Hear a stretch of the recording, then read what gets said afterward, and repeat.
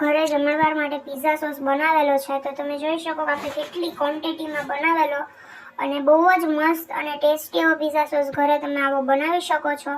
જેના માટે મેં છે ને કશું જ નથી કરેલું, મેં ફક્ત ને ફક્ત આ પેન લીધું, એમાં બટર એડ કરેલું અને છે ને આ ચીલી ફ્લેક્સ છે અને ઓરેગાનો છે અને લસણ, આ બધું છે મેં એડ કરી સોતળી અને એમાં ડુંગળી અને ટમેટા નાખેલા અને થોડું એવું પાણી નાખવાનું, બટર નાખવાનું અને એને થોડી વાર કે 5 થી 6 મિનિટ ઓલું થાય પછી મિક્સરમાં મેં અહીંયા જો પીસી લીધું બધું.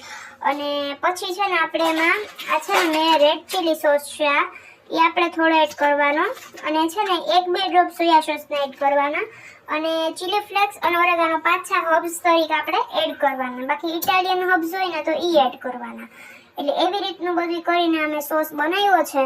બહુ જ મસ્ત અને ટેસ્ટી બનેલો છે. તમે જોઈ શકો છો કેટલી ક્વોન્ટિટી છે આ બનાવેલી છે મેં.